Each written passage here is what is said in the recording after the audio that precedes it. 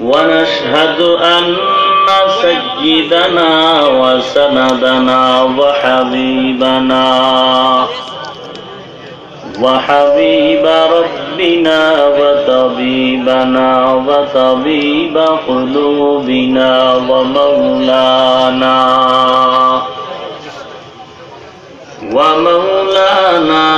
محمدا عبده ورسوله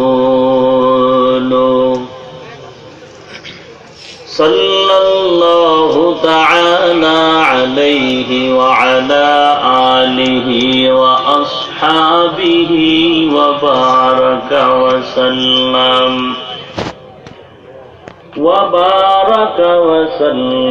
تسليما كثيرا الذي أرسله الله تعالى بالحق بشيرا ونذيرا وداعيا إلى الله بإذنه وسراجا منيرا أما بعد فأعوذ بالله من الشيطان الرجيم بسم الله الرحمن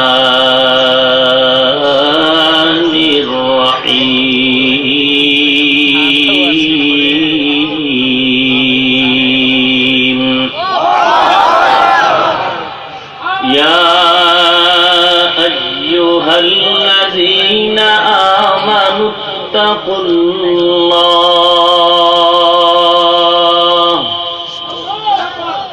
يا أيها الذين آمنوا اتقوا الله وقولوا قولا سديدا يصلح لكم أعمالكم ويغفر لكم ذنوبكم ومن يطع الله ورسوله فقد فاز فوزا عظيما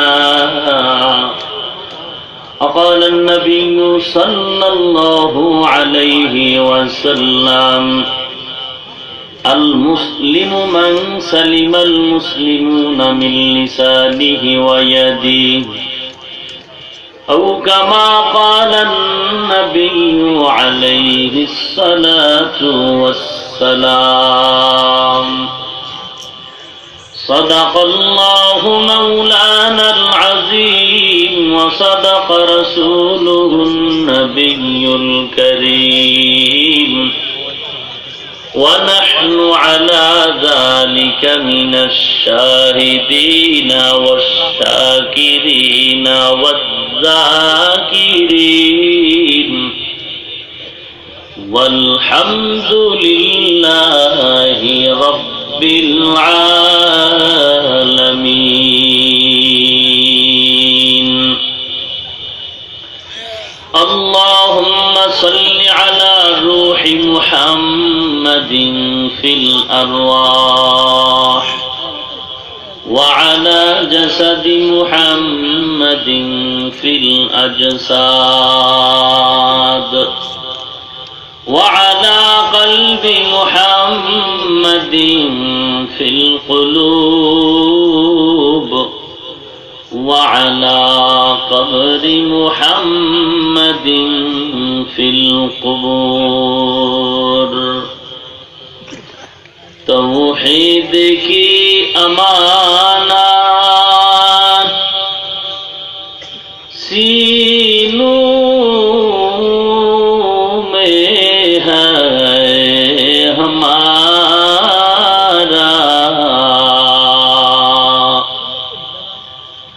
آسان ہی مٹا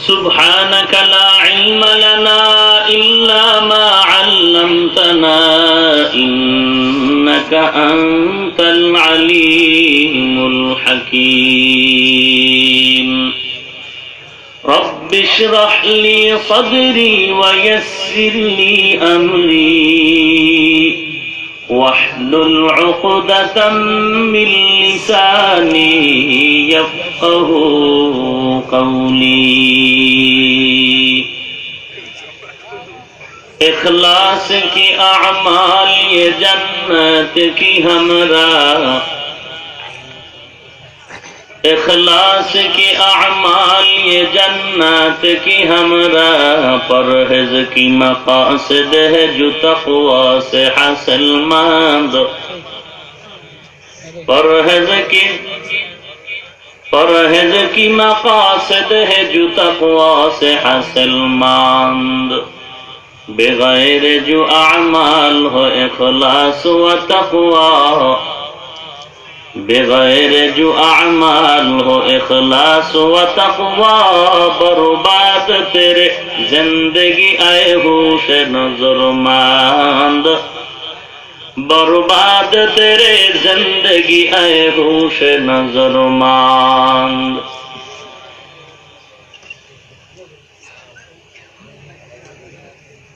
शाचार बाजार हजरत खादिजातुल कुबरा रादियाल्लाहु आन्हा कर्तृक आयोजित महिला माद्रासार उद्योगे ए विशाल महफिलेर आयोजने उपस्थित मुहताराम सम्मानित सभापति प्रधान अतिथि विशेष अतिथिवृंद मुआज्जाज व मुकर्रम जातिर माथार मुकुट वरासातुल अंबिया हजरत उलामाए केराम दूर दूरान्त থেকে আগত আল্লাহ পাকের আশিকিন জাকিরিন শাকিরিন মুহিব্বিন মুরব্বিয়ান আযম কলিজার টুকরা আমার সমবয়সী যুবক বন্ধুগণ স্নেহের ছোট ভাই পর্দার আড়ালে অবস্থানরত শ্রদ্ধেয় সম্মানিত মা ও বোনেরা ঠান্ডা দেওয়া যায় না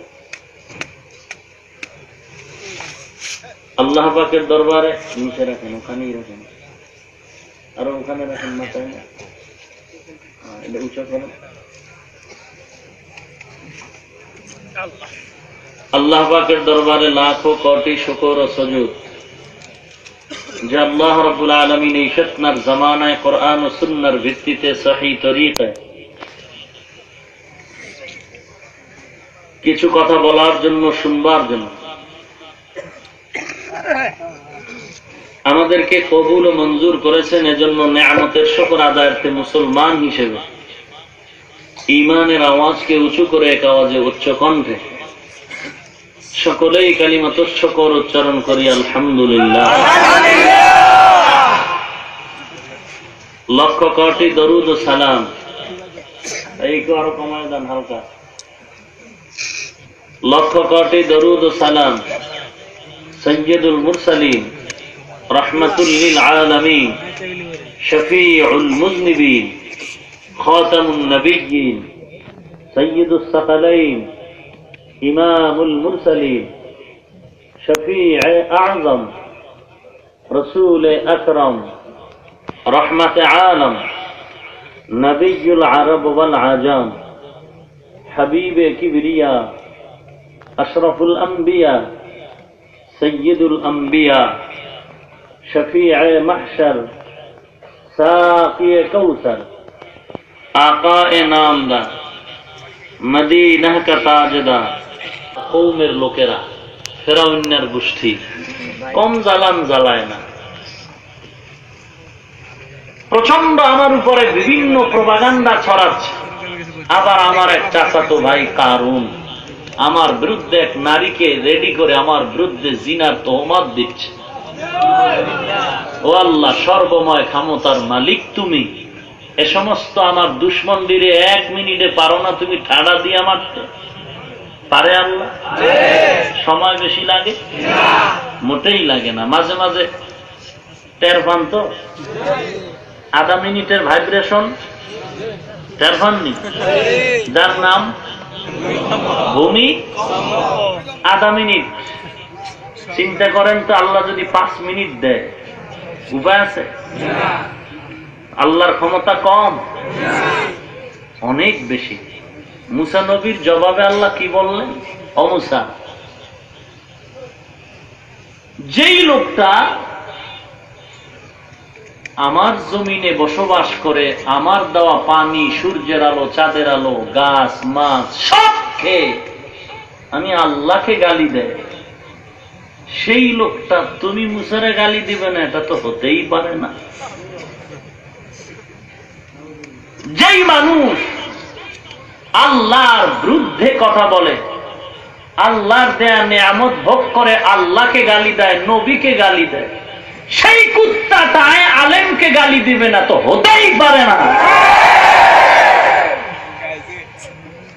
যেই কুত্তায় রসুলের গালি দেয়, যেই কুত্তায় কোরআনের বিরুদ্ধে কথা বলে, সেই কুত্তায় মাদ্রাসার বিরুদ্ধে কথা বলবে, তাই স্বাভাবিক।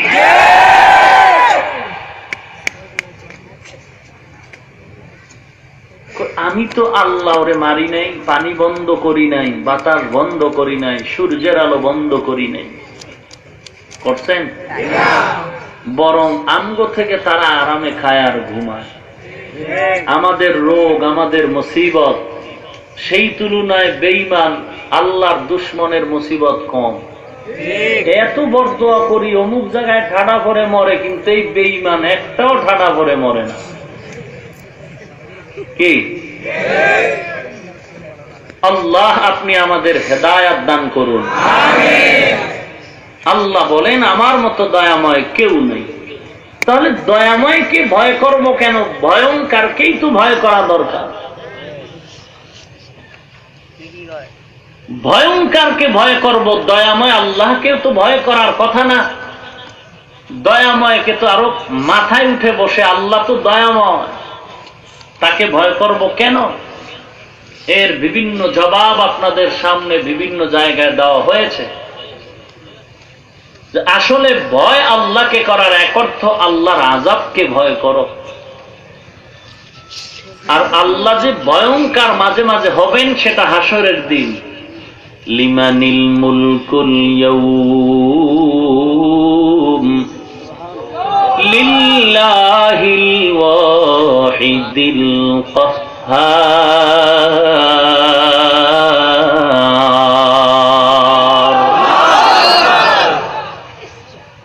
আল্লাহ সেদিন ভয়ঙ্কর রূপ ধারণ করবেন ইনসাফের বিচারের দিন। আল-ইয়াউমা তুজজা কুল্লু নাফসিম মা কাসাবাত লা যুলমাল ইয়াউম ইন্নাল্লাহা সারিউল হিসাব। কোন জুলুম করা হবে না হাসরের দিন। যে যতটুকু করেছে তার ফল সেদিন হাতে হাতে দেওয়া হবে। আল্লাহর আযাবের ভয় অন্তরে ঢুকাও হে মুমিন। ছাত্র ওস্তাদকে আদবের ভয় পায়, সন্তান পিতামাতাকে আদবের ভয় করে, যে কারণে সন্তান পিতামাতার চোখের সামনে অন্যায় করে না। আদবের ভয় ছাত্রের অন্তরে থাকার কারণে ওস্তাদের সামনে ছাত্র কখনো অন্যায় করে না। ওরে মুমিনের দল, আল্লাহর প্রতি তুমিও আদবের ভয় রাখো। যদি আল্লাহর ভয় অন্তরে ঢুকায় দাও, আল্লাহর নজরের সামনেও তুমি কখনো অন্যায় করতে পারবে না। মা বাবার অগোচরে সন্তান অন্যায় করে, মনে মনে ভাবে মা দেখবে না, বাবা দেখবে না। ওস্তাদের অগোচরে ছাত্র অন্যায় করে, মনে মনে ভাবে ওস্তাদ দেখবে না, দূরে আছে। ওরে মুমিন, তোমার দিলটাকে প্রশ্ন করো, এমন কোন সময় বা জায়গা আছে নাকি যেই সময়ে যেই জায়গায় অন্যায় করবা আল্লাহ দেখবেন না? এমন জায়গা আসেনি? সময় আছে নাকি? না হে মুমিন, কোন সময় নাই। তুমি যেখানেই যত অন্যায় করবা কেউ দেখবে না, দেখবেন আমার আল্লাহ। কে দেখবে? আমার নবীও দেখার ক্ষমতা নাই।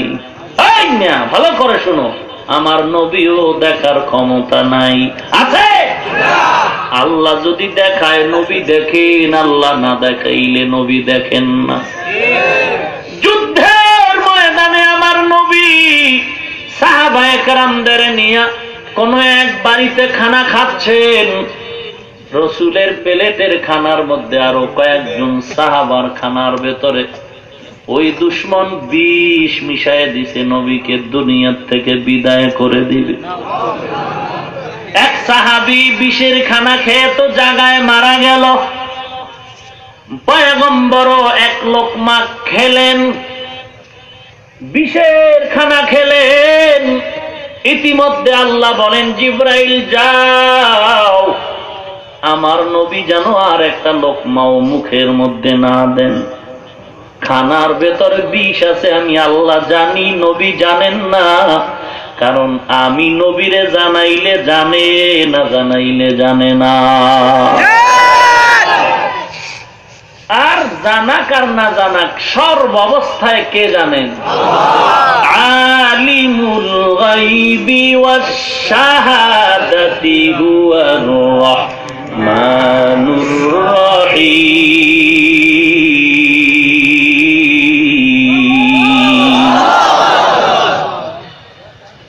আল্লাহ পাক বলেন, জিব্রাইল আমার নবীর গিয়া জানায় দাও খানার মধ্যে বিষ আছে। নবী তো খেয়ে ফেললেন। নবী জানতেন বিষ আছে? জানলে বিষের খানা খাইতেন? এক লোকমা খেয়েই ফেললেন। মুহাদ্দিসিনে কেরাম লিখেছেন, সাহাবায়ে কেরাম উহুদের ময়দানে শাহাদাতের পেয়ালা পান করেছেন। হযরত আলীও শাহাদাত বরণ করেছেন, ওসমান জিন্নুরাইনও শাহাদাত বরণ করেছেন, ওমর শাহাদাত বরণ করলেন। বড় লম্বা কথা। পয়গম্বর বিদায় বেলা আরবের জন্য দোয়া করেছিলেন, আরবে যেন কোনো ইহুদি না থাকে। ওমর আয়েশা রসুলের সেই আইনটাকে পূর্ণ বাস্তবায়ন করলেন। মক্কা মদিনার জমিনে আরবের মধ্যে কোনো ইহুদি নাই। একদিন ওমর দোয়া করে, মালিক তুমি আমাকে শাহাদাতের নিয়ামত দান করে দাও এবং পয়গম্বরের সাথে আমার কবর করে দিও। তার সন্তান আব্দুল্লাহকে দেখে বলে, আব্দুল্লাহ নবী নাই, নবী বিদায় হয়ে কবরে আছে।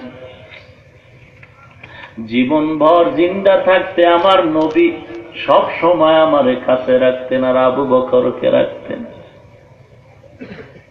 নবী যেখানেই যাইতেন কোন পরামর্শের জন্য কোন সংক্ষিপ্ত কথা হলো, নবী আবু বকর আর আমি ওমরের জিজ্ঞাসা করতেন। দুনিয়ার জমিনে দুজন একত্রে চলতাম, আমি নবীর পাশেই থাকতাম। আবু বকর চলে গেলেন, নবীর কিনারায় থাকলেন। আমার ওমরের মনটা চায় মরণের পরেও আমি নবীর পাশে থাকতে চাই, কিন্তু জায়গা তো আমার নাই।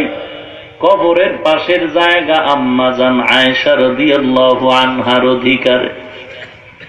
আব্দুল্লাহ একটু আয়েশাকে জিজ্ঞাসা করো, মরণের পরে নবীর পাশে আমার আশাটা পূরণ করে একটু জায়গা দিবে।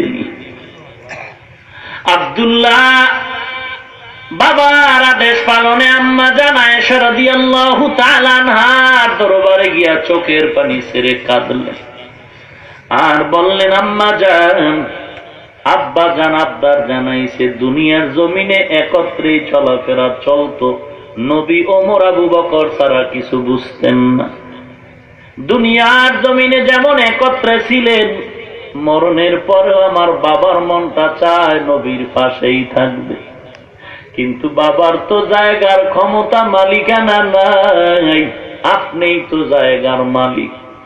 আম্মাজান আয়েশাকে নিয়ে নবী দুনিয়াতে জীবিত অবস্থায় যেই ঘরে, যেই বিছানায়, যেই মাটির উপরে ঘুমাইতেন, আজও সেই জায়গায় নবী জিন্দা শায়িত আছেন। আম্মাজান আয়েশা রাদিয়াল্লাহু তাআলা আনহা চোখের পানি ছেড়ে বলেন, হে আব্দুল্লাহ জানি না কপালে কি আছে, যাও তোমার বাবারে গিয়া জানায় দাও। রসুল দুনিয়াতে ওমরের কথা বেশি বলতেন, আবু বকরের কথা বেশি বলতেন। আমার বাবা আবু বকর কিনারায় জায়গা পেয়েছে, ওমরের মনের আশাটা আমি যদি পূরণ না করি মনে একটা কষ্ট রয়ে যাবে। বাবারে গিয়া জানায় দাও আমি আয়েশা কবর দিতে রাজি। ওমর দোয়া করলেন, মালিক তুমি শাহাদাতের পেয়ালা পান করাইও, রসুলের কিনারায় কবর দিও। কবরের দোয়া তো কবুল হয়ে গেল, শাহাদাতের ব্যাপারটা কেমন হবে? শহীদ হতে হলে তো কাফেরের বিরুদ্ধে যুদ্ধ করা লাগবে। যুদ্ধ যদি করতে হয় আরব দেশ পেরিয়ে বহু দূর যেতে হবে, কারণ আরবে ইহুদি নাই। আবার রসুলের ভিন্ন এক হাদিসে আছে, উম্মতের দল যেখানে মরণ হবে সেখানেই তোমাদের কবর হবে। এখন ওমর যদি আরব সাইরা বাইরে গিয়া যুদ্ধ করে সেখানেই তো কবর হওয়া দরকার। রসুলের হাদিস, যেখানে ইন্তেকাল হবে মৃত্যু হবে সেখানেই কবর। ওমরের দোয়াটা কবুল হওয়া বড় কঠিন। যুদ্ধ করতে হলে আরব ছেড়ে দূরে যেতে হবে, আবার মরণ যদি বাইরে হয় সেখানে কবর হবে। রসুলের রওজার কিনারায় দোয়া কবুল হওয়া বড় কঠিন। একদিক থেকে শহীদ হওয়া লাগবে, অপর দিক থেকে নবীর কিনারায় কবর হতে হবে। আল্লাহ রাব্বুল আলামিন দোয়াটা কবুল করে নিলেন। আল্লাহর নবীর সাহাবী ওমর আল্লাহর খাঁটি একজন গোলাম। 24টা ঘন্টা ভেতরে তাকওয়ার মেডিসিন নিয়ে ওমর চলতেছে। জিহ্বা দিয়ে একটা অনর্থক কথা পর্যন্ত ওমর বলে না। আল্লাহ রাব্বুল আলামিন দোয়াটা কবুল করে নিলেন। ওমরের আপন লোক, খেলাফতের মসনদের একজন দায়িত্বশীল, তার খাদেম, তার কর্মচারী ওমরের কাছে এসে একটা বিচার আবদার করছিল, মন মতো হয় নাই। শেষ পর্যন্ত ওই লোকটাই ওমরকে মদিনার জিন্দেগিতে শাহাদাতের পেয়ালায় ঢুকায় দিল। ওমরের শাহাদাতের মৃত্যু হয়ে গেল, ওসমান আলীরও শাহাদাতের মরণ হলো। কিন্তু আমার আল্লাহ নবী এবং আবু বকরের মর্যাদা, নবীর মর্যাদার তুলনা নাই। অন্য সাহাবাদের থেকে আবু বকরের মর্যাদা বেশি। একদিকে আছে শহীদি মরণ বড়, শাহাদাতের মরণ বড় নেয়ামত আল্লাহর দরবারে।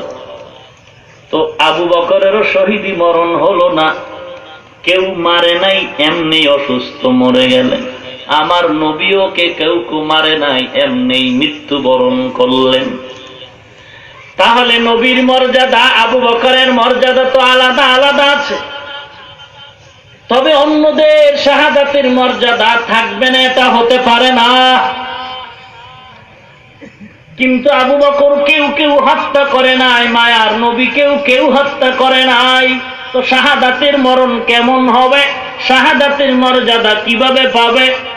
মুহাদ্দিসিনে কেরাম লিখেছেন, আবু বকরকে রসুলের হিজরতের পথে গুহার মধ্যে যে সাপটা ধ্বংসন করেছিল, ওই সাপের বিষ শরীরের মধ্যে ঢুকে আছে। রসুলের লালা মোবারকে পুরো বিষ যায় নাই, ব্যথা কমে নাই। আবু বকরের মাঝে মাঝে ব্যথা উঠত, বিষের ব্যথা। ওই একদিন বিষের ব্যথায় আবু বকরের ইন্তেকাল। মারাত্মক কোন অসুস্থ কোন ব্যথায় যদি মানুষ মারা যায়, শাহাদাতের মর্যাদা পেয়ে যাবে। আমার নবীও যে ওই বেদিন যুদ্ধের ময়দানে যার ঘরে বিষের খানার এক লোকমা খেয়েছিলেন, আমার নবীরও মাঝে মাঝে বিষের বেদনা উঠত। আর একদিন এই বেদনায় আমার নবীও শাহাদাতের মর্যাদা নিয়ে বিদায় হয়ে গেছি।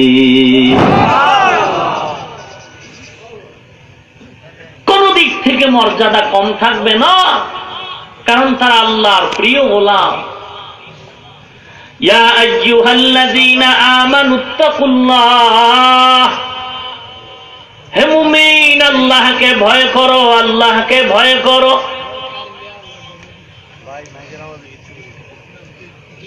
অর্থাৎ আল্লাহর আযাবের ভয় অন্তরে ঢুকাও। আল্লাহর আযাব বড় ভয়ঙ্কর, আল্লাহর আযাব বড় কঠিন। সূর্যের তাপ সহ্য করতে পারি না, দুনিয়ার আগুনের তাপ সহ্য করতে পারি না, গরম সহ্য করতে পারি না। এর থেকে কোটি কোটি গুণ তেজ তাপমাত্রা হবে জাহান্নামের আগুন আর সূর্যের তাপ। ও মুমিন, ওই ভয় অন্তরে ঢুকাও, কারণ তাকওয়ার মেডিসিন যার অন্তরে থাকবে সে কোনদিন আল্লাহর আযাবের ভয়ে কখনো গুনাহের কিনারায় যাবে না। কাব রাদিয়াল্লাহু আনহুকে পয়গম্বরের সাহাবী ওমর প্রশ্ন করলেন, তাকওয়া কি জিনিস একটু বয়ান করেন হে কাব, বড় আলেম, তাওরাতের হাফেজ। কাব বলেন, হে ওমর, কোরআন শরীফের আয়াত কি আপনি পড়েন নাই? বলে, হ্যাঁ পড়েছি, তবে আপনার থেকে কিছু বয়ান করেন, উপদেশ করেন। কাব বলে, হে ওমর, একটা সরু পথ দিয়ে তুমি কোথাও যাবে, পথের ডান বাম নিচে সর্বত্রই কাঁটা লাগানো, কাঁটাযুক্ত পথ দিয়ে তুমি উল্লেখযোগ্য তোমার মঞ্জিলে যাইতে কেমন কষ্ট বলে কোনো সীমা নাই। কাব বলে, এর থেকেও তাকওয়ার পথ অর্জন করা আরো বড় কঠিন। আল্লাহ পাক বলেন, ইন্না আকরামাকুম ইনদাল্লাহি আতকাকুম, আল্লাহর কাছে সব থেকে বেশি প্রিয় ওই ব্যক্তি যার মধ্যে থাকবে তাকওয়া, মানে আল্লাহর ভয়। লিবাসুত তাকওয়া যালিকা খায়র, আল্লাহ বলেন তাকওয়ার লিবাস পরিধান করো, এটাই তোমার জন্য বড় উত্তম। তাকওয়াকে পোশাকের সাথে আল্লাহ কোরআনে তুলনা করেছেন। কারণটা কি? শরীরের মধ্যে পোশাক যদি না থাকে বলবে তার সেরা পাগল। শরীরের জন্য পোশাকটা যেমন জরুরি, ঈমানের জন্য, আমলের জন্য তাকওয়াও তেমন জরুরি। হরকে দারাজ খৌফে হক দর দিল মাদাম জান্নাতুল মাওয়াদে হদ উরা মাকাম জুজবা হকচি জে মখাদিন সোজা ফজলে উ আমস্তে দর জুমলা জাহা। তাকওয়া এত দামি এক সম্পদের নাম, বান্দা যদি এই মেডিসিন শরীরের মধ্যে, দিলের মধ্যে ঢুকাইতে পারে, বিনা হিসাবে আল্লাহ জান্নাত দিয়ে দিবে। ইন্নালিল মুত্তাকিনা মাফাজান হাদাইকা ওয়া আ'নাবা, মুত্তাকিনদের জন্য জান্নাতের সুসংবাদ। আল্লাহ পাক রব্বুল আলামিন কোরআন শরীফের বিভিন্ন আয়াতে মুত্তাকিনদের পরিচয় দিয়েছেন এবং মুত্তাকিনদের পুরস্কারের ঘোষণা করেছেন। তাকওয়ার উপরে আল্লাহ মজবুত হওয়ার জন্য বারবার বলেন, ইয়া আইয়ুহাল্লাযীনা আমানুত্তাকুল্লাহ হাক্কা তুকাতিহি ওয়া লা তামুতুন্না ইল্লা ওয়া আনতুম মুসলিমুন।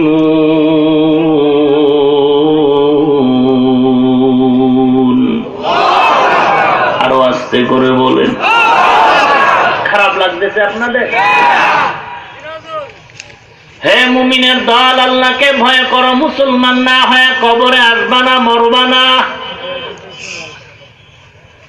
ইয়া আইয়ুহাল্লাযীনা আমানুত্তাকুল্লাহা ওয়াল তানজুর নাফসুম মা কদ্দামাত লিগাদিন ওয়াত্তাকুল্লাহ। বারবার তাকওয়ার বয়ান। তাকওয়া এমন একটা দামি সম্পদ, বলে শরীরের জন্য পোশাকটা যেমন জরুরি, বান্দা ঈমানওয়ালা মুমিনের জন্য তাকওয়াও তেমন জরুরি।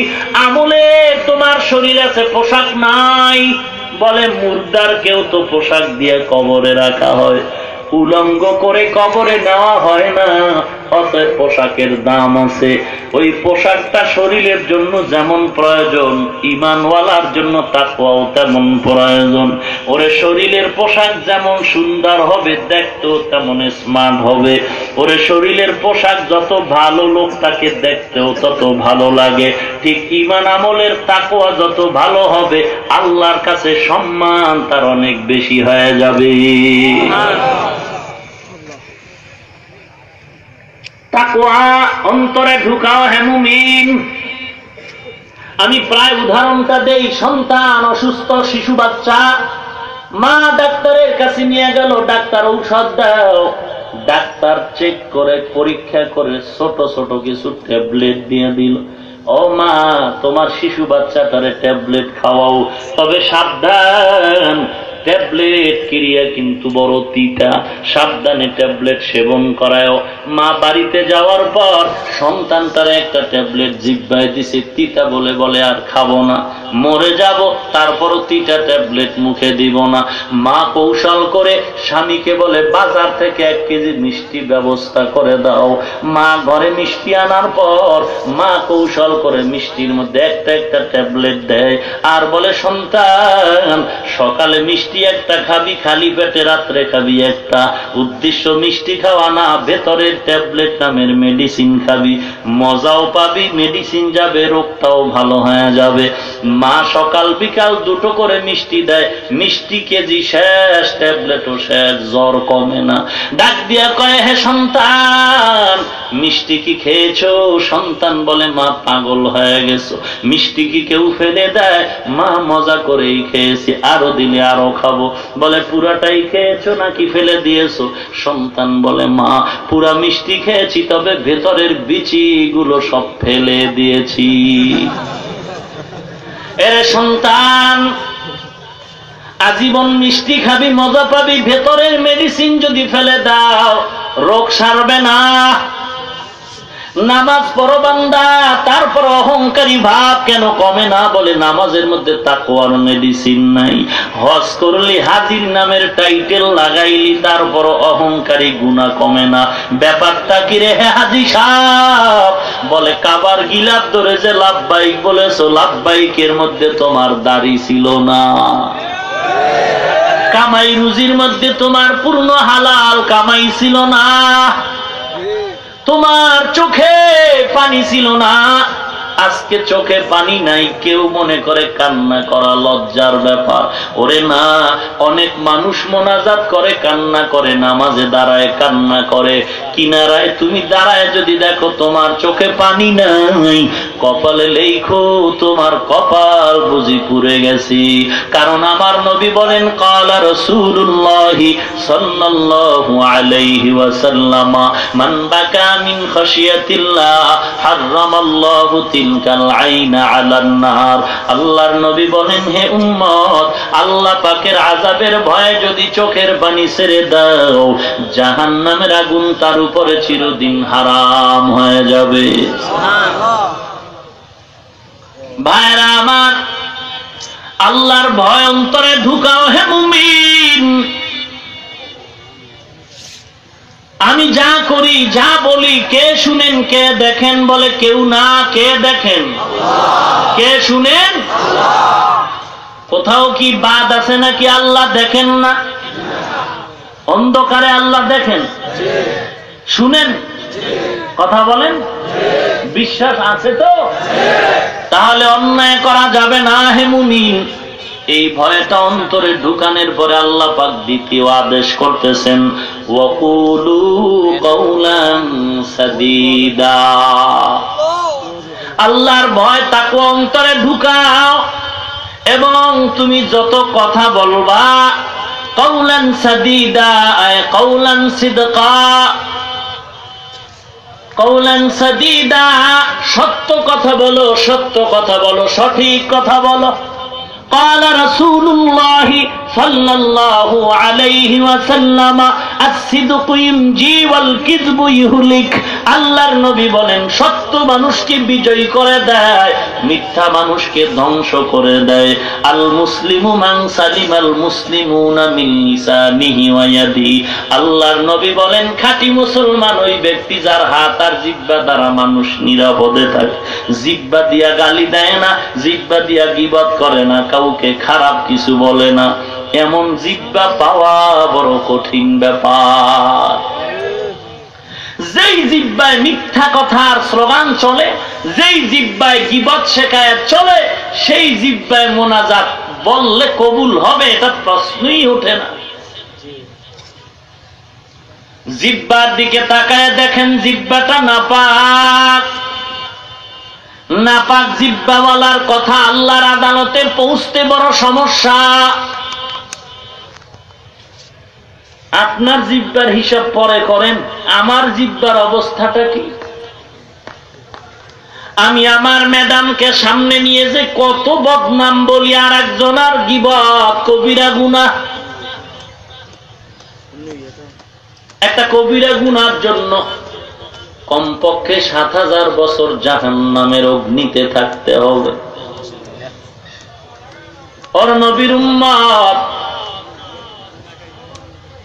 অথচ সাহাবায়ে কেরাম মিথ্যা কথা বলবে দূরের কথা, একটু ভুল কথাও যদি বের হয়ে যাইতো কান্নায় জীবনটারে শেষ করে দিতে। মিথ্যা কথা আর গীবত করে জিহ্বাটা নাপাক করে ফেলেছি রে মুমিন। এক জায়গায় বসলেই শুধু গীবত আর গীবত আর গীবত। বলে কথাটা অমুকে অমুকে, হ্যাঁ অনেক ভালো গুণ আছে, তবে এই তবে বলে গীবত স্টার্ট হয়। অমুকের অনেক গুণ আছে কিন্তু কিন্তু বলে গীবত শুরু। কবিরা গুনাহ এবার আমল নামায় শুরু হয়ে গেল। ও মুমিনের দল, আল্লাহ পাক বলেন ওয়াকুলু কাওলান সাদীদা। মিথ্যা বলা যাবে না, যা বলবো সত্য বলবো। কি বলবো? মিথ্যার ফাউন্ডেশন হলো এখন মোবাইল। আপনি ঠিক করার আমার ঠিক, আমি চিন্তা করি মোবাইলের দ্বারা অজান্তে অনিচ্ছায় কত মিথ্যা জবান থেকে বের হয়ে গেল। একটা মিথ্যা কথা কবিরা গুনাহ, একটা গীবত করা কবিরা গুনাহ, পেছনে দোষ বলা। ও নবীর উম্মত, সারা রাত বয়ান শুনলাম, আমল করলাম না, কোনো কাজ হবে না। সাহাবায়ে কেরামের ইতিহাস, যাদের জান্নাতের টিকিট আল্লাহ দুনিয়াতেই ঘোষণা দিলেন, অথচ তারা জবানকে কত হেফাজত করে রাখতেন। ওমরের ঘটনা শুনেছি, জিহ্বার মধ্যে একটা পাথরের টুকরা রাখতেন।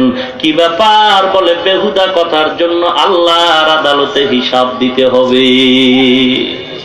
আল্লাহর আদালতে বেহুদা কথার জন্য হিসাব দিতে হবে। অতএব তওবা করো হে মুমিন। মিথ্যা বলা যাবে না, যাহা বলিব সত্য বলিব। এই তওবা তো সবাইকেই করানো হয়। এরপরও মিথ্যা যে যত বেশি বলবে দুনিয়ার লাইনে তার পজিশন তত বেড়ে যায়। দুনিয়ার লাইনে পজিশন তার বেড়ে। এরপরে আমাদের অবস্থা তো বড় করুণ। এদেশের উলামায়ে কেরামের মধ্যে তাকায় দেখো হে মুমিন, কত আলেম উলামা আছেন নামদারি, মাইকের সামনে বসলেই শুধু মিথ্যা গালি আর গালি। আছে না নাই? পীর মুরিদির বিরুদ্ধে গালাগালি, তাবলীগের বিরুদ্ধে গালাগালি, আসেনি? কথা কন না কেন? বড় কঠিন ব্যাপার। গত বছর এক জায়গায় বয়ানে গেলাম, খুলনা এলাকা, শহরতলিতে বয়ানে বসলাম। একজনে কানে কানে বললেন, হুজুর কয়েকদিন আগে এই এলাকায় একজনে বয়ান করে গেছেন, বড় আলেম, পরিচিত মুখ, নাম বললে সবাই চিনবেন। বয়ানে জিকিরের বিরুদ্ধে, তাবলীগের বিরুদ্ধে অনেক বয়ান করেছেন। ও নবীর উম্মতের দল, তাবলীগের বিরুদ্ধে কথা বলো কেন, জিকিরের বিরুদ্ধে বলো কেন? দাওয়াত তো আমার নবীর কাজ, দাওয়াত তো কোনো মানুষের কাজ না। এখানে মন করা যদি কেউ কিছু করে সেটা আপত্তিকর হতে পারে। মানুষকে দ্বীনের পথে আহ্বান করা, এটা দাওয়াত আমার নবীর থেকে শুরু। কই আমি তো গালি দিলাম না, পাঁচকল্লি টুপি মাথায় দিয়া বসলাম, এখন অন্য টুপিওয়ালারে গালি দিব, এটা মদিনার আদর্শ? কথা বলেন। অথচ এমনও বক্তব্য আমাদের কানে আসে, বলে পাঁচকল্লি টুপি দিয়া বাথরুমে ইস্তেনজা করো, নাউযুবিল্লাহ। ভাইরা আমার, আমি লম্বা গোল জামা পরে পড়ছি, অন্য জামাওয়ালাদের গালি দেওয়া মদিনার আদর্শ নয়। আমি কওমি মাদ্রাসায় পড়েছি, কওমি মাদ্রাসায় অন্য প্রতিষ্ঠানে যারা পড়েছে তাদের হিংসা করা, গালি দেওয়া মদিনার আদর্শ নয়। কারণ আলিয়া বলো, স্কুল বলো, কলেজ বলো, ওখানের ছাত্র দাড়িওয়ালা নামাজি আছে না নাই? Engineer, doctor, doctor, professor, RAB, army, police, BDR যারা স্কুল কলেজে পড়ে আছে এদের মধ্যে দাড়িওয়ালা নামাজি আছে না নাই? তাহলে আমি গালি কেন দিব? বলে কেন কেন নাই, গালির প্রতিযোগিতা চলতেছে প্রচন্ড বেগে। তাও ছোটখাটো গালি না, কাফের, কাফেরের জিকির চলতেছে। গালি দেওয়া হারাম, গালি দেওয়া হারাম।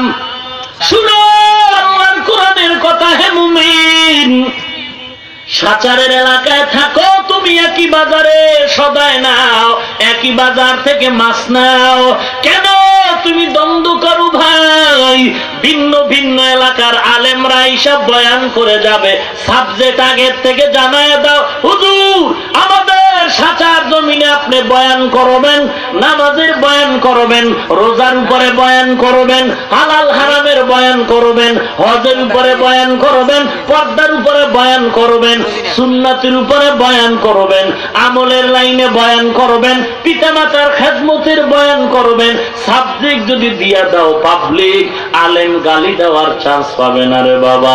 সাবজেক্ট না দেওয়ার কারণে আল্লাহর বান্দা সুযোগ পাইয়া মনের জাল মিটাইয়া নামাজের বয়ান বাদ দিয়া, রোজার বয়ান বাদ দিয়া, জাকাতের বয়ান বন্ধ করে, হজ জাকাতের বয়ান বন্ধ করে, পিতামাতার খেদমতের বয়ান বন্ধ করে শুধু বিতর্কিত কথা বলে আর প্রচন্ড বেগে মাইকে গালাগালি করে। ওরে আলেমদের জবানে কখনো গালি আসতে পারে না। আল্লাহর নবীর স্পষ্ট হাদিস, সিবাবুল মুসলিমি ফুসুকুন ওয়া কিতালুহু কুফরুন। আল্লাহর নবী বলেন, এক মুমিন আর এক মুমিনের গালি দেওয়া পাপিষ্টের কাজ, এক মুমিন আর এক মুমিনের বিরুদ্ধে জিহাদের ঘোষণা দেওয়া বেদিনের কাজ। ভাইরা আমার, পয়গম্বরে আরবি সাল্লাল্লাহু আলাইহি ওয়াসাল্লাম ভিন্ন হাদিসে বলেন, ও উম্মতের দল, দুটো জিনিস যদি তোমরা হেফাজতের জিম্মা নাও, আল্লাহর নবী বলেন আমি তোমাদের জান্নাতে নেওয়ার জিম্মা নিব। আল্লাহর নবী বলেন দুটো জিনিস হেফাজতের জিম্মা নাও, আমি নবী তোমাকে জান্নাতে নেওয়ার জিম্মা নিব। ক্বালা রাসূলুল্লাহ সাল্লাল্লাহু আলাইহি ওয়াসাল্লাম, মান ইয়াজমান লি মা বাইনা লিহইহি ওয়া মা বাইনা রিজলাইহি আজমান লাহুল জান্নাহ। আল্লাহর নবী বলেন দুটো জিনিস হেফাজত করো, এক নম্বরে লজ্জাস্থান হেফাজত করো, দুই নম্বরে দুই ঠোঁটের মাঝের জিহ্বাটার হেফাজত করো। দুইটা জিনিস যদি হেফাজত করে ইন্তেকাল হয়ে যায়, আমি নবী জান্নাতে নেওয়ার জিম্মা নিব। একা একা ঘরের মধ্যে মাইক ছাড়া চলে গীবত, আর মাইকের সামনে চলে গালাগালি, প্রচন্ড বেগে গালাগালি। হেদায়েত আসবে কি করে? এতগুলো লোক কত দূর থেকে গাড়ি ভাড়া করে, কেউ পায়ে হেঁটে কত কষ্ট করে এখানে আসছে আমার গালি শুনতে। এখানে আসছে আসলেই মহব্বত, অবশ্যই কোরআনের মহব্বত, রসুলের সুন্নতের মহব্বত। এখানে গালি দেওয়ার সুযোগ নাই। উদ্দেশ্য হতে হবে এই ময়দানে বসার পর জাহান্নামের কথা স্মরণ করে এই দুনিয়াটা আমার আসল নয়, আল্লাহর কোরআনের আমলের লাইনে কিছু কথা বলে দিলটা নরম করে তওবা করে যদি বিদায় হওয়া যায়, এক ফোঁটা চোখের পানি ছেড়ে কান্না করা যায়, এটাই হবে এই মাহফিলের জন্য সার্থকতা। গ্রামের একটা প্রবাদ আছে, বেতন কম ঠেলা বেশি। বেতন কম ঠেলা বেশি। লোক 10 জন, মাইক লাগাইছে 23, তবরক আছে 500 লোকের।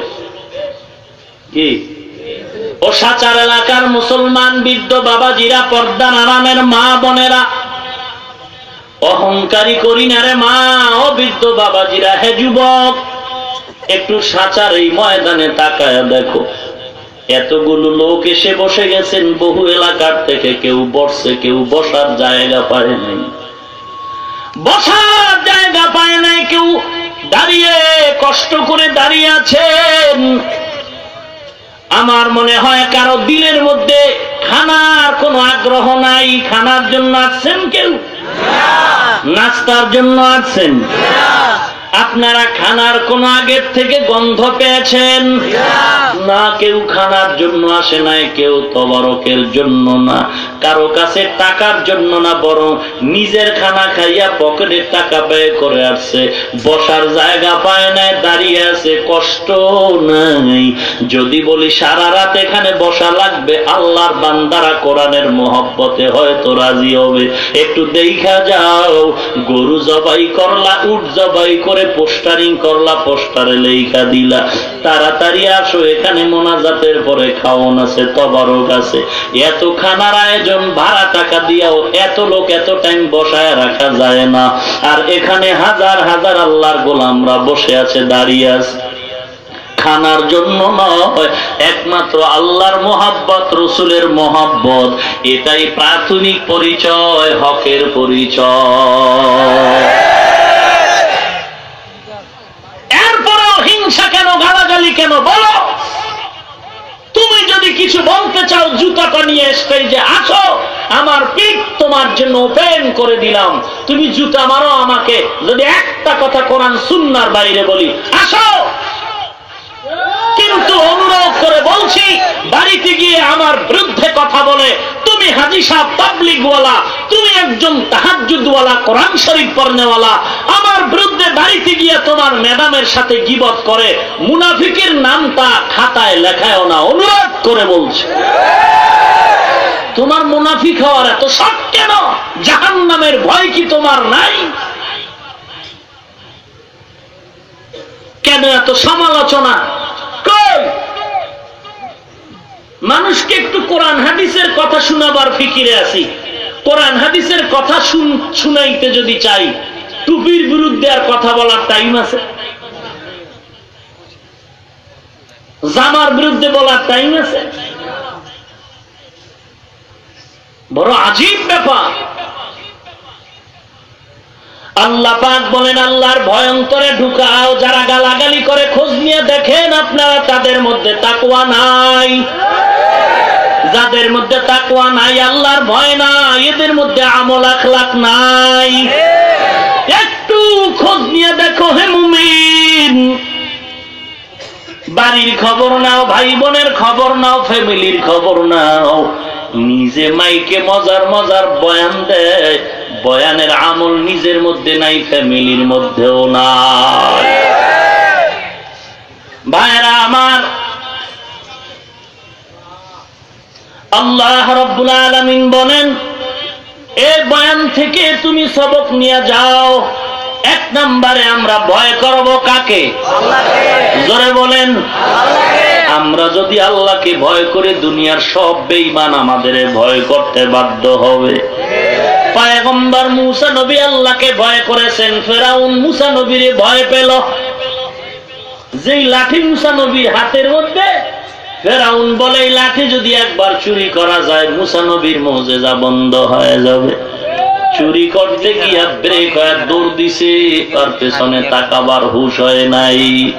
ওরে মুসলমান, আল্লাহর ভয় নিয়ে ইউসুফ নবী যখন জাপ দিলেন, ওই জুলাইখার প্রেমের অবৈধ বন্ধন থেকে আল্লাহ দরজা খুলে ইউসুফ নবীর রক্ষা করলেন। ইব্রাহিম নবী যখন আল্লাহর ভয় নিয়ে তাকওয়া নিয়ে আগুনে ঝাঁপ দিলেন, আগুনটা সাথে সাথে ফুলের বাগান হয়ে গেল। আল্লাহর ভয় নিয়ে যারা চলেছেন, দুনিয়াটা তাদের জন্য কোনো মুসিবতের কারখানা ছিল না।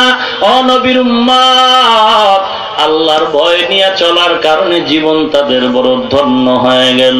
ওই জালিম বাদশা মহিলারে ডাক দিয়া কয়, তুমি নাকি কালেমা পড়েছো? বলে হ্যাঁ। কোলের মধ্যে একটা শিশু বাচ্চা, বলে এই বাচ্চাটারে আগুনে ফালায় দিব যদি আমার পায়ে সেজদা না দাও। যদি সেজদা দাও তোমারও বাঁচায় দিব, সন্তানরে বাঁচায় দিব। আল্লাহর ভয় নিয়া ওই ইমানদার নারী ডাক দিয়া কয়, ও জালেম, ভয় আল্লাহকে করি, দুনিয়ার কোনো বেঈমানের আমি ভয় পাই না। মেজাজ গরম হয়ে গেল। ও নারী, তুমি যদি আমার কদমে সিজদা না দাও, আমার কদমে যদি তুমি সিজদা না দাও, তাহলে তোমাকে অগ্নিকুণ্ডে ফেলানো হবে, তোমার বাচ্চাকে জ্বালিয়ে দেওয়া হবে। মহিলা ডাক দিয়ে কয়, না না, আমাকে জ্বালাও, আমার সন্তান জ্বালাও, কোনো ভয় নাই। কারণ ঈমান আনার আগেই তো এগুলো চিন্তা করেছি, এখন চিন্তা করার টাইম আমাদের নাই। আমরা জেলখানায় ঢুকাবি, মাইর দিবি, ফাঁসি দিবি, এই টেনশন নাই। কারণ টুপিটা ঢুকানোর আগেই টেনশন মুক্ত হয়ে টুপি ঢুকাইছি। টুপি ঢুকানোর আগে চিন্তা করেছিলাম, এই টুপির কারণে, দাড়ির কারণে, লম্বা জামার কারণে কত বড় বড় আল্লাহওয়ালারা জেলখানায় গেল, কবর রচনা হলো, গাছের মধ্যে লাশ ঝুলায় দিল। ওই চিন্তা ভাবনা করিয়াই আমরা মাথায় টুপি দিয়েছি, লম্বা জামা পরেছি। ওই চিন্তা করিয়াই আমরা দাড়ি লম্বা করেছি এবং দুনিয়ার চিন্তা বাদ দিয়া কওমি মাদ্রাসায় পড়েছি। দুনিয়ার চিন্তা বাদ দিয়া ও কওমি মাদ্রাসায় পড়লাম, যেখানে পড়ার দ্বারা কোনো সার্টিফিকেটও সরকারি পাওয়া যাবে না। খামো অনেকি, চাকরি না থাকলে খাবো কি, এই চিন্তা করে আগেই তো সারেন্ডার হয়েছে রে মুমিন। কই আমগো তো সার্টিফিকেট নাই, সরকারি চাকরি নাই। কোন বাগের বাচ্চা দাঁড়ায় পারলে একটু আমার জবাব দাও, চ্যালেঞ্জ গ্রহণ করো। একজন আল্লাহর বান্দা কি দাঁড়ায় বলতে পারবা মাদ্রাসায় পড়ে সার্টিফিকেটের অভাবে, চাকরির অভাবে, কোন আলেম, কোন কারি সাহেব, কোন হাফেজ সাহেব বিয়া কইরা সন্তানের খানার জন্য রাস্তায় রাস্তায় ভিক্ষা করে কিনা প্রমাণ আসেনি? একটা প্রমাণ যদি দেখাইতে পারো, মাদ্রাসার বিরুদ্ধে বয়ান করা শুরু করব। পারবা না রে বাবা, পারবা না। তোমরাও 3 বেলা খাও, আলহামদুলিল্লাহ, আমরাও 3 বেলা খাই। তোমরাও ঘুম যাও, আমরাও ঘুম যাই। তোমরা বিয়া শাদী করেছো, আমরাও বিবাহ শাদী করেছি। তোমরাও বাজার ঘাটে যাও, আমরাও বাজার ঘাটে যাই। তোমরা দেশ বিদেশ সফর করো, আলহামদুলিল্লাহ, আমরাও দেশ বিদেশ সফর করি। তবে ব্যবধান কি, তোমরা সব পাইছো, একটা জিনিস পাও না, যেটা আল্লাহ আমাদের দিয়েছেন, সেটার নাম হলো শান্তি। তুমি খানা খাইয়াও শান্তি নাই, খাইতে গেল নোটিশ, বিবি কত খানা পাকাইছে। ডাক্তার বলে, খবরদার, নিজে গরু কোরবানি দিছো, বিসমিল্লাহ ছাড়া খাবি না। অল্প যদি খাও, 1 টুকরা খাবি, বেশি দিন খাইলে ভিন্ন রোগ তোমার উপরে চেপে বসবে। খবরদার, তেল জাল মশলা খাওয়া যাবে না, এই খানা খাওয়া যাবে না, কোরমা, বিরিয়ানি, পোলাও খাওয়া যাবে না। ওরে মুসলমান নবীর উম্মত, ঘুমের মধ্যেও শান্তি নাই। ঘুমাইতে গেলে ট্যাবলেট না খেলে ঘুম হয় না। এরপরও সারা রাত আরামে নাকটাই না, ঘুমানো যাবে না। ডাক্তার নোটিশ দিয়া দিছে, ফজরের আগে অন্ধকার বুঝি না, আলো বুঝি না, ঠান্ডা বুঝি না, গরম বুঝি না। ওরে কঠিন কুয়াশাও যদি থাকে, রাস্তায় দৌড়ানো লাগবে, না হয় তাড়াতাড়ি আজরাইলের সাথে মোলাকাত হয়ে যাবে। শান্তি দেওয়ার মালিককে আল্লাহ। যুবক, যুবক, চোখে তাকায় দেখো না, দূরের কথা তো বলছি না, আমরা তো তোমাদের সামনেই দাঁড়ানো। তোমার পাশে মাদ্রাসার ছাত্র দিয়ে তাকায় দেখো না, না খায় আছে কেউ? আছে কেউ? মানুষের বাড়ি বাড়ি খায়, তুমি কার বাড়ি খাও?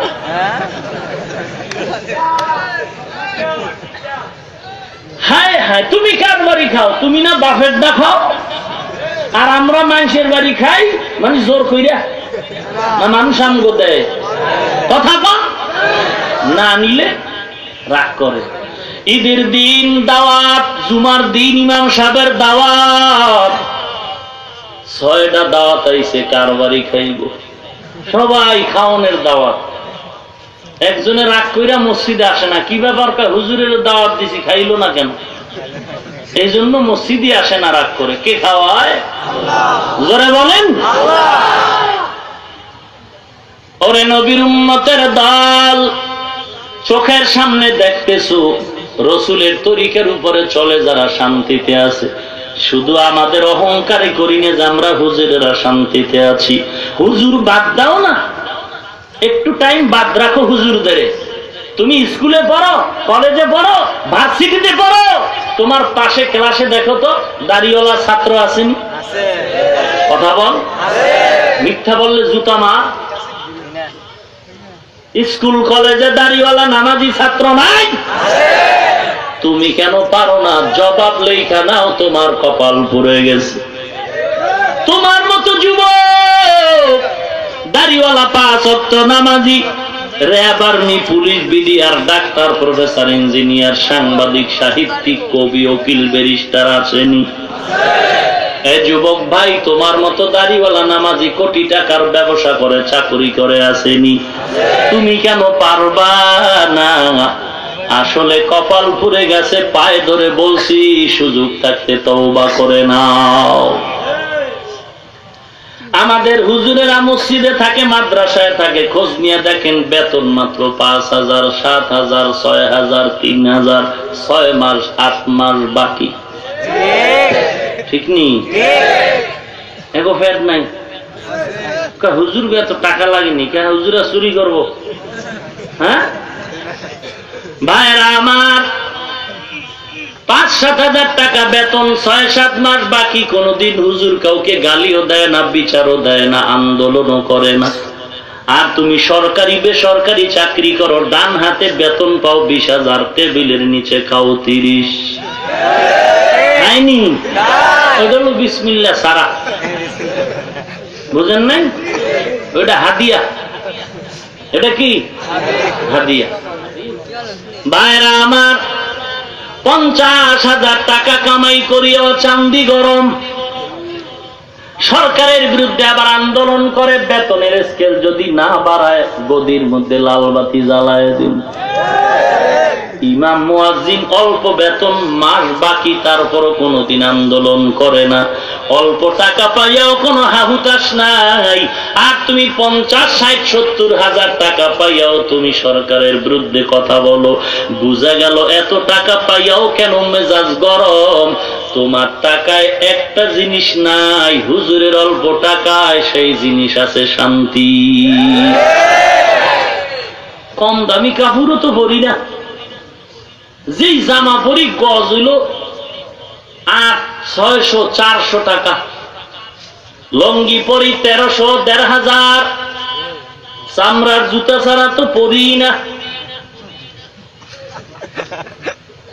অহংকারী করছি না, তুমিও হুজুর হও, তুমিও রসুলের আদর্শওয়ালা হও।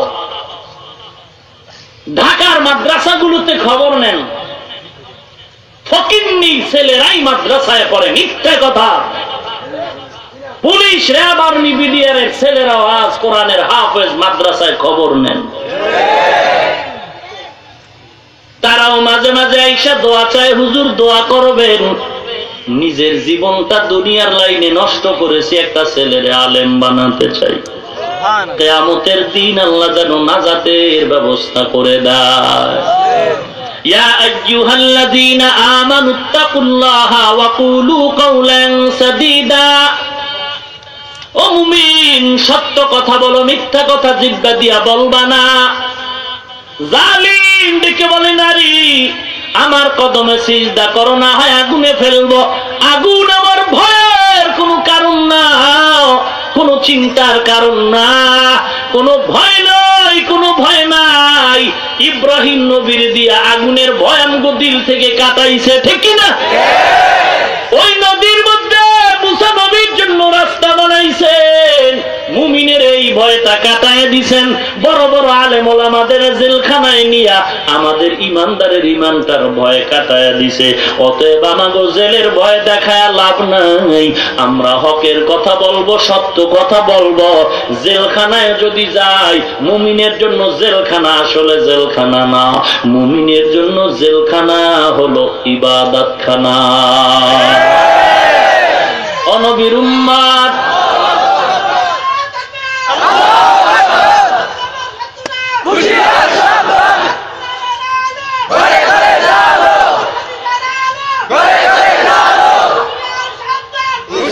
ভাইরা আমার, রাগ করতেছেন? আপনাদের ফিকির পরে আমাদের ফিকিরের কথা বলতেছি। একজন ফাগরিওয়ালা আলেম উঠেই যদি গালাগালি করে, কি শিখবেন তার থেকে? কি শিখবেন তার থেকে? আজকে যারা আবু হানিফাকে গালি দেয়, খাজা মঈনুদ্দিন চিশতিকে গালি দেয়, শুধু কি তাই? আপনারা খবর তো আরো আশ্চর্য হয়ে যাবেন শুনলে। এখানে যত লোক আছেন, যে যেই দলের লোক হন না কেন, যে যেই তরিকতের লাইনে থাকেন না কেন, সকলের কালেমা কিন্তু এক কালেমা, লা ইলাহা ইল্লাল্লাহু মুহাম্মাদুর রাসূলুল্লাহ। আজকে টিভির থেকে ফতুয়া পাওয়া যায়, টিভির থেকে ফতুয়া আসতেছে, এই কালেমায়ে তাইয়্যিবা নাকি কুফরি কালেমা? ও সাতারের মুসলমান, কই আছো তুমি? এখন চিন্তা করো, যেই কালেমা শুধু তোমার আমার না, তোমার বাপ দাদা 14 পুরুষ এই কালেমা পড়ে কবরে চলে গেছেন। আজকে ফতুয়া দেওয়া হচ্ছে টিভির থেকে, এই কালেমায়ে তাইয়্যিবা নাকি কুফরি কালেমা। এবার বুঝেন, আপনার বাবাও শেষ, দাদাও শেষ, কবরওয়ালারাও জাহান্নামী, আপনারাও জাহান্নামী। আমরা হুজুরের গোষ্ঠী তো গেছি গাই, আওয়ামী লীগ বিএনপি যারা এই কালেমা পড়ছে এরাও শেষ। কথা কয় না? আওয়ামী লীগ ওয়ালাদের কালেমা আলাদা, বিএনপি ওয়ালাদের কালেমা আলাদা নাকি এইটাই? একেবারে শেষ, কুফরি কালেমা। আর ফতুয়া কোনো চিপা চাপার ফতুয়া নয়, টিভির থেকে ফতুয়া আসতেছে। বিভ্রান্তকর পরিস্থিতিতে আজ মুসলমান নিমজ্জিত। আর মানুষগুলো এখন এমনই দুনিয়ার দিকে দৌড়াচ্ছে, পাগড়িওয়ালা বুখারী শরীফ পড়াচ্ছেন, হাদিস পড়াচ্ছেন, তাহাজ্জুদওয়ালা পাগড়িওয়ালা। বুজুর্গের ফতুয়ায় দেশের মানুষ মজা পায় না, এখন অধিকাংশ মানুষ টাইওয়ালার ফতুয়ায় মজা পায়। কোরআন হাদিস থাকতে আবার মাযহাব মানবো কেন? কি কথা কেন? কোরআন হাদিস থাকতে আবার তাবলীগে যাব কেন? কোরআন হাদিস থাকতে কেন আবার ইমাম মানবো? আছে না নাই? বড় আশ্চর্য ব্যাপার। কোরআন হাদিস থাকতে মাযহাব মানবো কেন? কোরআন হাদিস থাকতে ইমাম রে মানবো কেন? কোরআন হাদিস থাকতে তাবলীগ করব কেন? কোরআন হাদিস থাকতে আমরা আবার তাবলীগে যাব কেন? পীরের দরবারে যাব কেন? চমৎকার প্রশ্ন। কোরআন আছে, হাদিস আছে, নিজে নিজে পড়লেই তো মহা বেঈমান হওয়া যাবে।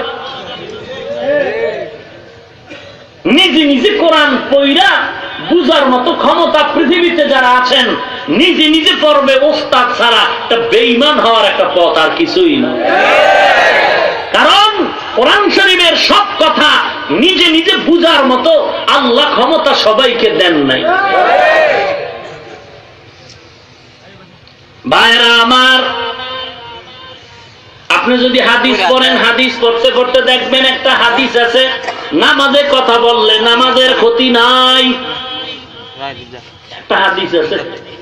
এখন আপনি নামাজে দাঁড়ায় মোবাইলে কথা বলবেন, ম্যাডাম খানা রেডি নি? বলবে হ্যাঁ মোটামুটি, নামাজের সালাম ফিরাবার কাছাকাছি রেডি করাইতেছি। যদি দেরি হয় তো সাইজ করে এলাম নামাজ তুইয়া,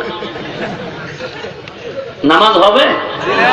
হাদিসে তো আছে নামাজে কথা বললে সমস্যা নাই।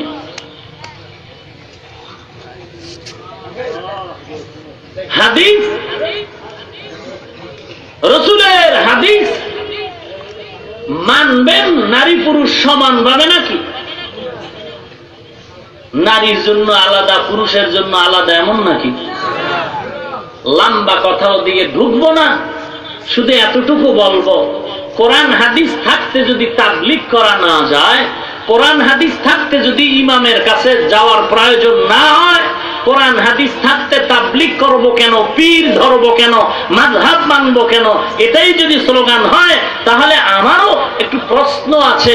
স্বাধীন দেশের স্বাধীন নাগরিক হিসাবে কোনো গালাগালি নয়, অস্বাধীন কোনো কথা নয়, আপনার প্রশ্নের সাথে পাল্টা আমার প্রশ্ন, কোরআন হাদিস থাকতে মাযহাব মানবো কেন, কোরআন হাদিস থাকতে তাবলীগ করব কেন, কোরআন হাদিস থাকতে পীর মুরিদির কাছে যাব কেন?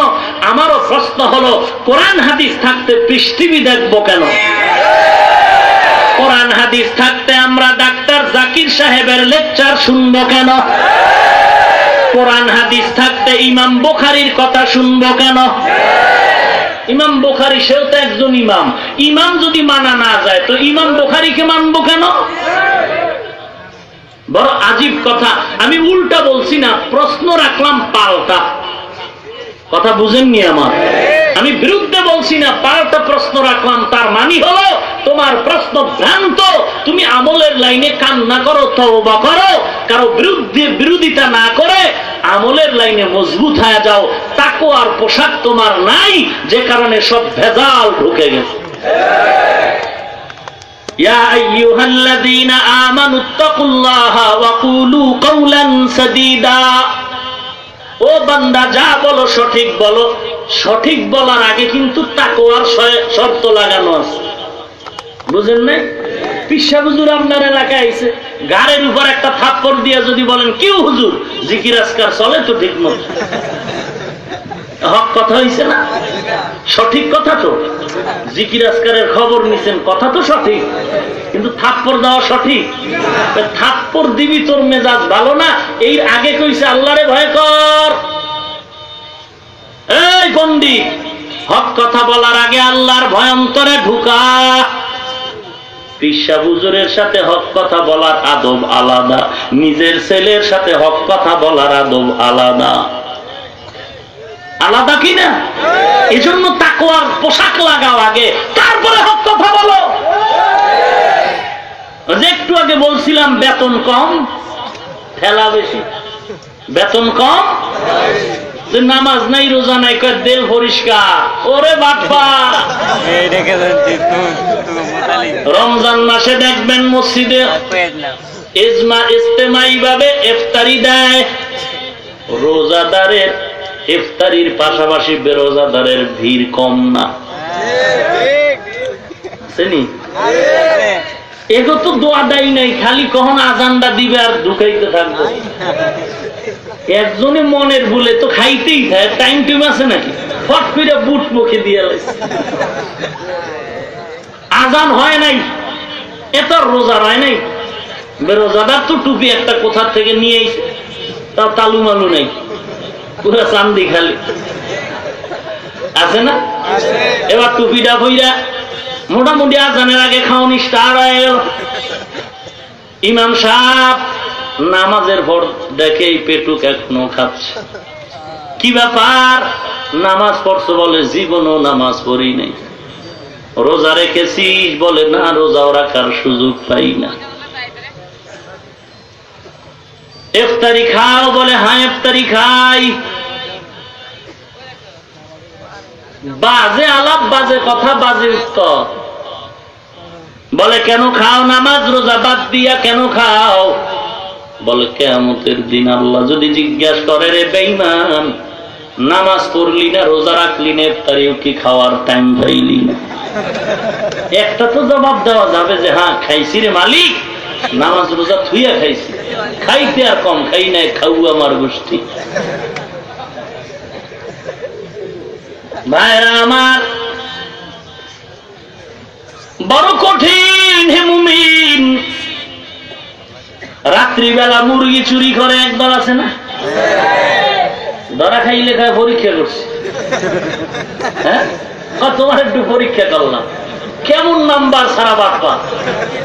মুরগি একটা চুরি কইরা ম্যাডাম রে দিয়া কয় তাড়াতাড়ি রান্না কর, গোসলটা কইরা খাইয়া আর এক ঘরে যামু। ম্যাডাম রান্না করার জন্য রেডি হয়ে গেল। আল্লাহর বান্দা গোসল করে হাজির। রান্না হয়েছে, বলে না এত সময় কেন, আর এক ঘরে না যাব বলছি। বলে তুমি দিলেই তো হয় না, মুরগিটা পাক করতে অনেক চিন্তা। বলে কিসের চিন্তা? বলে মুরগি রান্না করার আগে ভিতরে হারাম রগ আছে, এগুলি বাঁচতে সময় লাগে। কি রগ আছে? করে ম্যাডাম চুরি করা মুরগির আবার হারাম রগ কি বছরে? ম্যাডাম চুরি করা মুরগির আবার হারাম রগ কেমনে বছরে? ম্যাডাম মুরগি তো চুরি করার হারাম বাইসা কোনো লাভ নাই। ওরে আল্লাহর গোলাম, তোমার নামাজে ভেজাল, রোজায় ভেজাল, দান সৎকায় ভেজাল, পুরা কামাই রুজির মধ্যে সুদের গন্ডি চলে, সুদের কারিশমা চলে। অতএব হুজুরের কাছে শান্তির জন্য দোয়া চাওয়া মুরগি চুরি করার জন্য সমান অবস্থা। মুরগি চুরি করার হারাম রগ বাঁচা যেমন, সুদের কামাই রুজি করনেওয়ালাও শান্তির দোয়া করাও তেমন। কারণ সুদের কামাইওয়ালা রোজা কবুল হবে না, জিকির কবুল হবে না, দান সদকা কবুল হবে না। এগুলো শুধুই দুনিয়ার মানুষের কিছু উপকার হবে, নিজের কোনো কাজে আসবে না। আল্লাহর কালাম। আল্লাহর বান্দিকে ডেকে বলে আমার পায়ে সেজদা দাও। মহিলা ডাক দিয়া বলে আল্লাহকে সেজদা দিয়েছি, এই কপাল আর কারো পায়ে নত করব না। ও পর্দার অন্তরালের মা, ভালো করে শুনে নাও, সেজদার জন্য আল্লাহর মহব্বত নিয়ে মহিলা ইমানি পরীক্ষায় মজবুত হয়ে গেল। সত্য কথা বলবো, জীবন যায় আর না যায় চিন্তা করে কোনো লাভ নাই। জালিম বলে আমার পায়ে যদি সেজদা না দাও, তোমার কোলের শিশুটারে আগুনের মধ্যে জ্বালায় দিব। মহিলা বলে সন্তানের জ্বালাও আফসোস নাই, আল্লাহকে বেজার করা যাবে না। কারণ এই কপাল একমাত্র রিজার্ভ হলো কার জন্য? সিজদা কে পাবে? আল্লাহ নাকি গায়রুল্লাহ? সিজদা কে পাবে? আল্লাহ না গায়রুল্লাহ? আল্লাহ কতজন? আরো জোরে বলেন। আল্লাহ কতজন? একজন আল্লাহ ছাড়া বাকি সব আল্লাহ না গায়রুল্লাহ? আমার নবী আল্লাহ নাকি গায়রুল্লাহ? আসমান জমিন ফেরেশতা আল্লাহ নাকি গায়রুল্লাহ? আল্লাহ কতজন? সেজদা কি আল্লাহ পাবেন নাকি গায়রুল্লাহ পাবে?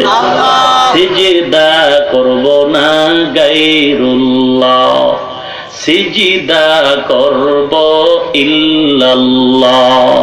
ইল্লাল্লাহ মানে এক আল্লাহ। ইল্লাল্লাহ মানে কি? এক আল্লাহ।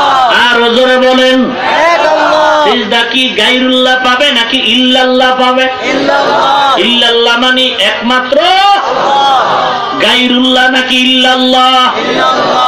আসমান জমিন ইল্লাল্লাহ নাকি গায়রুল্লাহ? গায়রুল্লাহ। নবী ওলি ইল্লাল্লাহ নাকি গায়রুল্লাহ? সিজদা কি ইল্লাল্লাহ পাবে নাকি গায়রুল্লাহ পাবে?